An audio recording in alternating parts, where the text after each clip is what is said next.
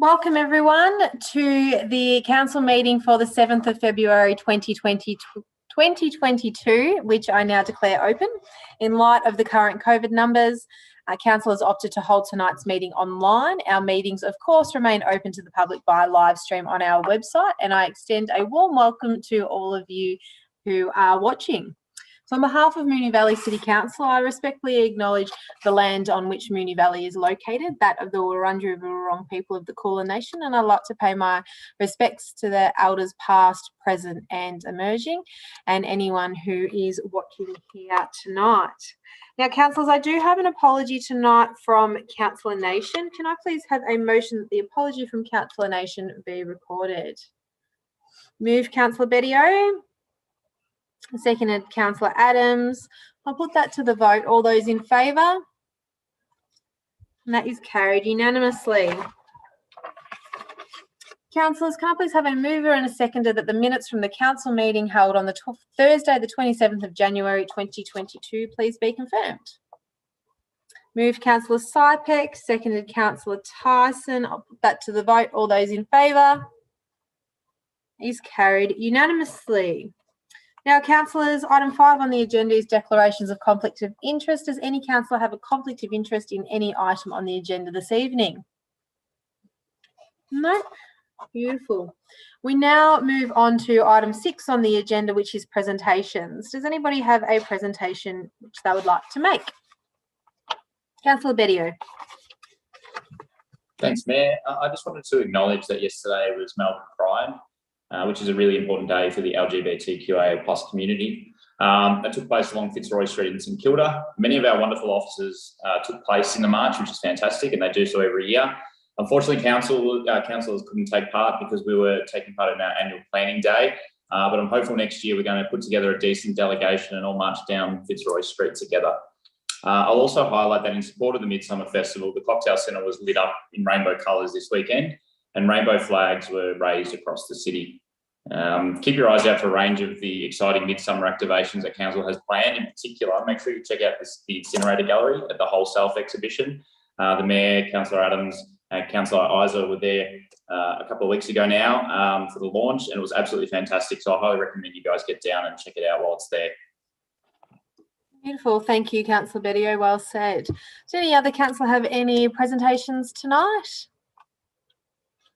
No, I'll just do a quick presentation. I've got a little, where is it here, little teal ribbon on. So Teal Ribbon Day, which is held annually on the last Wednesday in February, is a day to support Australians affected by ovarian cancer, honour those that we have lost and raise awareness of this deadly disease to change the story for future generations.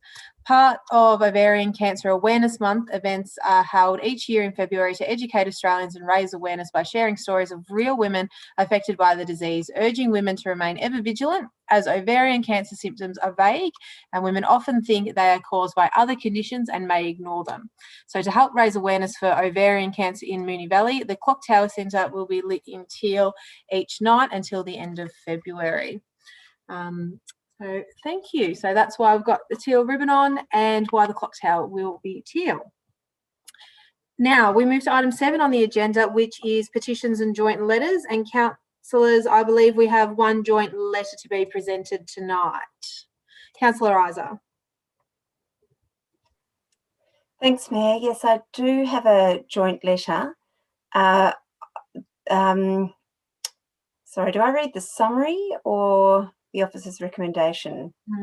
You can read a summary and then you can say what you're going to move.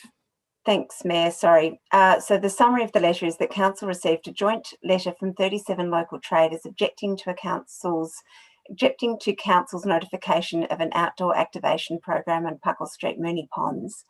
And the recommendation is that Council resolves to receive and note the hard copy joint letter regarding Council's outdoor activation program on Puckle Street, Moonee Ponds.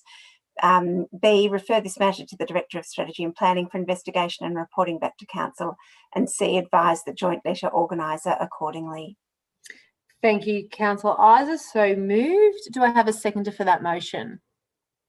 Councillor Hodgson. Thank you. And I'll put that to the vote. All those in favour? That is carried unanimously. Item 8 on the agenda is public question time, and we haven't had any questions submitted. And item 9 on the agenda is reports from delegated committees. I don't believe we have any councillors. Nope, beautiful. So we'll move on to item 10 on the agenda. And we only have one report for tonight, which is 10.1 Audit and Risk Committee membership. Councillors, do I have a motion? Councillor Adams. I'd like to move the officer's recommendation. Thanks, Mayor. Thank you, Councillor Adams. And a seconder? Councillor Bedio. Councillor Adams, would you like to speak to the motion? I will. Thank you, Mayor. This motion is with regards to Audit and Risk Committee membership. The Audit and Risk Committee is established in accordance with the Local Government Act 2020. Under the current charter, membership of the committee will be reviewed periodically, but at least every 3 years by the council, with the aim of ensuring an appropriate balance between continuity of membership, the contribution of fresh perspectives, and a suitable mix of qualifications, knowledge, skills, and experience. The current committee governance structure is made up of 4 independent members and 3 councillors. Independent member Mr. Stephen Horn is at the end of his 2nd term in March 2022, and so it is appropriate to review the committee membership, which presents an opportunity to diversify the skill set and experience of the committee. I'd like to take this opportunity on behalf of councillors to thank Mr. Stephen Horn for the service and contribution he has made to the Audit and Risk Committee over the past 6 years, and wish him all the best for the future. Mr. Horn will conclude his term on the 22nd of March 2022, and if this motion is passed, recruitment for another member will commence immediately to maintain the current structure. Due to the significantly increasing cybersecurity risk experienced across all local government organisations, this transition provides the opportunity for council to recruit an independent member with deep cybersecurity knowledge and expertise, and therefore the recommendation is that the recruitment process will indicate to potential candidates that cybersecurity expertise would be considered an advantage. This motion will also appoint the Chief Executive Officer, Mayor and Chair of the Audit and Risk Committee as the recruitment panel, with a decision planned for mid-April 2022 in time for our Audit and Risk Committee meeting on the 20th of June 2022. Thanks, Mayor. Thank you, Councillor Adams. Councillor Bedio. Thanks, Mayor. Very well said, Councillor Adams. As a fellow member of the Audit and Risk Committee, I also would like to extend my deep thanks and gratitude for Mr. Horn and the work that he put in over the past few years. The Audit and Risk Committee is one of our most important committees here at Council, so it's important that we find a suitable candidate that can really help us and elevate the Audit and Risk Committee. So thanks, Mayor. Thank you, Councillor Bedio. Would any other councillor like to speak on this item? Councillor Adams, would you like to close? I'll put that to the vote. All those in favour? That is carried unanimously. Now, councillors, we don't have any notices of motion for the meeting tonight. However, I do believe we have some urgent business. Councillors, who would like to raise some urgent business? Councillor Isa. Thanks, Mayor. I'd like to move the item Council endorsement of the Local Government Mayoral Task Force supporting people seeking asylum's Back Your Neighbour campaign. It can be considered urgent business under our Governance Rules 25.2.2, whereby the matter cannot be conveniently deferred until the next council meeting, scheduled for the 22nd of February, as the joint letter from the Local Government Mayoral Task Force campaign needs to be signed before the 14th of February. Thank you, Councillor Isa. Before I request a seconder, does any councillor have a conflict of interest in the urgent business to be considered? No? Okay, and councillors, do I have a seconder that it be considered urgent? Councillor Hodgson, and we'll put that to the vote. All those in favour of it being considered urgent? That is carried unanimously. Councillor Isa, would you now like to present your urgent item?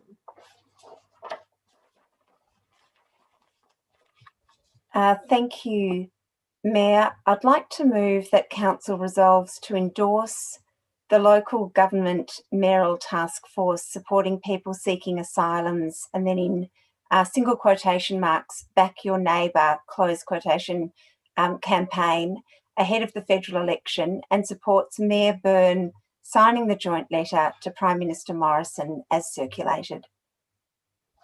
Thank you, Councillor Isa. Do I have a seconder for the motion? Councillor Hodgson. Councillor Isa, would you like to speak to the motion? Thanks, Mayor.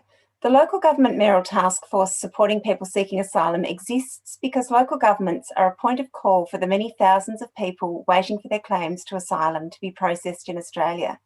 It was set up in 2018 following concerns regarding the federal government's changes to eligibility to their support services. These changes restricted the criteria and significantly reduced access to support by people seeking asylum in Australia.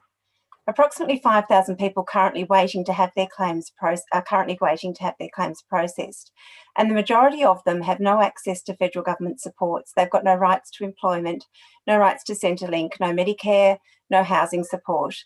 Funded community services are scarce. So charities and local government services fill this gap, providing support. And for some councils, the extent of support is considerable. The refugee status determination process is long, in some cases taking up to 8 years. And we saw during the Australian Open Djokovic saga the legal costs and thresholds that our immigration legal system, as well as the extent of ministerial control and the almost unchallengeable way in which this can be exercised, whether you agree with the decisions or not.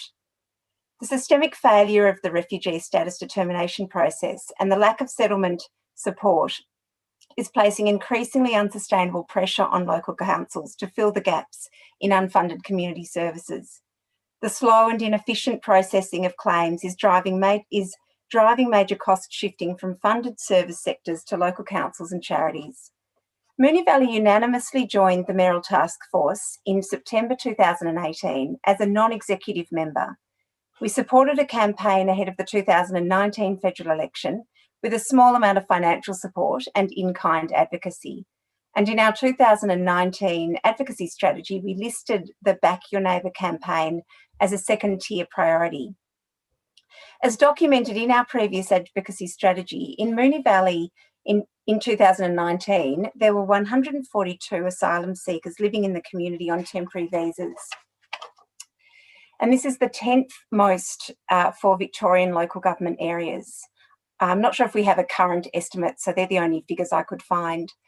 Many of the asylum seekers in 2019 were concentrated within certain suburbs, with the largest number living in Avondale Heights, relying on material aid and support services, some of which were distributed and still are and facilitated by council. The 2022 Back Your Neighbour campaign is seeking 5 things. Firstly, to replace the existing claims processing system with a single refugee status determination process and an independent, timely and fair merits review. Secondly, to replace temporary protection visas with a permanent humanitarian protection visa. Thirdly, to increase funding to urgently clear the backlog of asylum applications and appeals. Fourthly, to provide access to Centrelink, Medicare, employment support and other vital services. And fifth, at the state level, to provide funding to local services who are supporting individuals and families seeking asylum. The campaign includes a joint letter signed by mayors from across Australia to be sent as part of the launch on 16th of February, and this motion seeks support for our mayor to be a signatory to that letter. And this will be an important tool in gaining the profile, in improving the profile for the role of local government in supporting people in our communities who are seeking asylum. And I'd just like to finish by reading a quote I found on the Asylum Seeker Resource Centre page from Basim, who's a human rights activist and refugee who was detained on Manus and then in the Mantra Park Hotel, but he was released on the 24th of August in 2021. And he wrote, "All I hope is that my friends in detention are released and given a permanent visa. They are kept locked up and just get more damaged and maybe they will never recover. I'm no different from the people who got released 7 years ago and no different from those who are still in detention. I have no idea how they figure out who stays and who goes. I'm still in limbo. I do not know my future. but I'm much, much better than in the hotel. I'm finding more care and kindness in this community for refugees.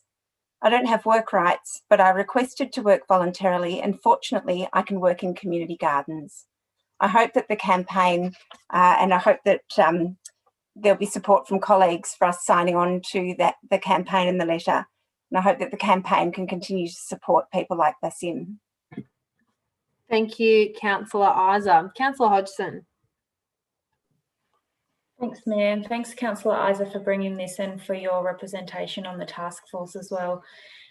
It's such an important thing that we support asylum seekers and refugees in our community, and I know that we're really proud to do that along with community organisations and charities, and anything that we can do to get some more support from our government partners to facilitate that work, I think is really, really important. We know the contribution that migrant people make to our city, and whether they've come, you know, on other types of visas, working visas, or whether they've come as asylum seekers, requiring some temporary additional supports as they, you know, find a place in Australia and in the Moonee Valley. I think it's, you know, it's really the least that we can do, and I hope that this campaign sees a change in the views of the federal government on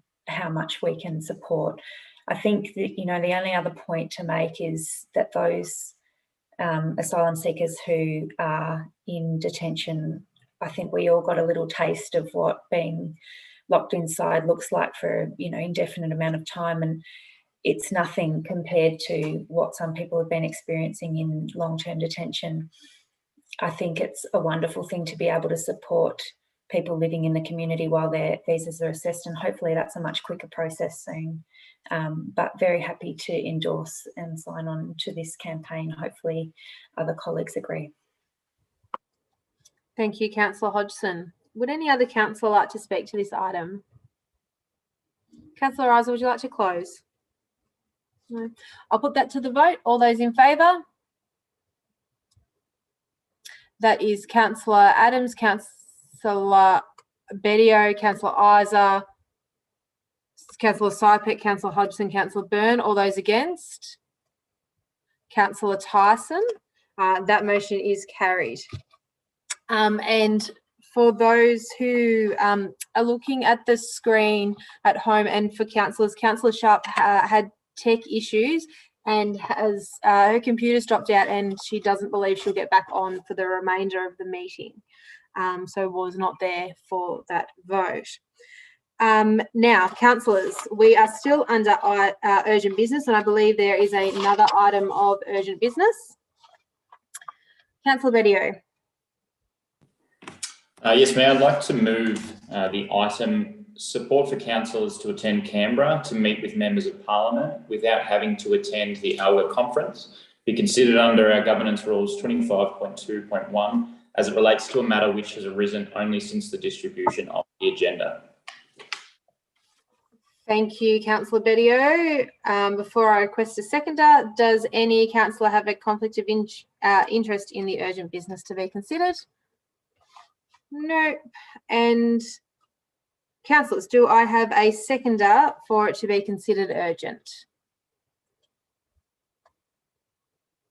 Councillor Hodgson. Councillor Bedio, did you want to debate as to why it is considered, I know you spoke on it before, but did you want to debate as to why it's considered urgent? There's necessary arrangements that need to be made for the conference in terms of accommodation and travel and whatnot, and those decisions need to be made prior to the next council meeting. Unfortunately, we weren't able to get this in prior to the release of the agenda, hence why it's coming out as urgent business. Thank you, Councillor Bedio. Councillor Hodgson? No. Any other councillor? No. I'll put that to the vote for it to be considered as urgent business. All those in favour? That is carried unanimously. Now, Councillor Bedio, would you like to present your urgent item?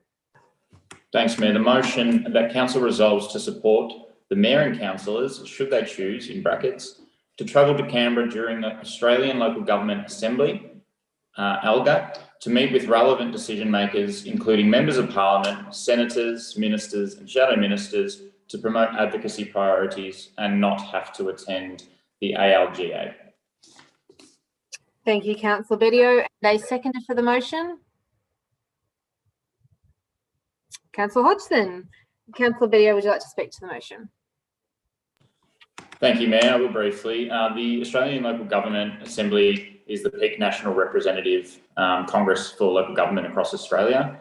Every year in June, a delegation of close to 1,000 local government representatives gather in Canberra for the ALGA National Conference, which is a fantastic opportunity for mayors and councillors to meet with peers, share ideas and participate in the National Congress.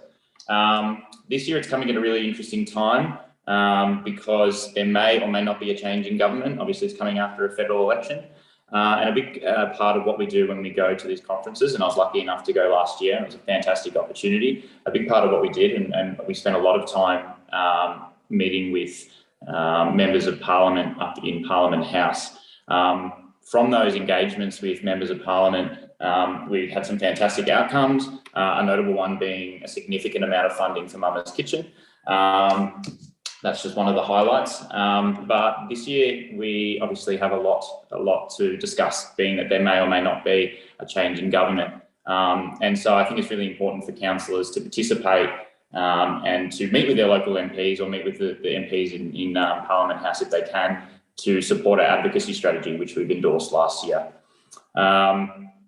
An issue, however, under our expenses policy is that it doesn't permit travel for councillors to go during that time for the ALGA conference and not actually participating in the conference. Now, depending on what happens over the next couple of months, there may be a need, our diaries may be booked out with meetings for our MPs that it may not be worth it for us to actually attend the conference at that time.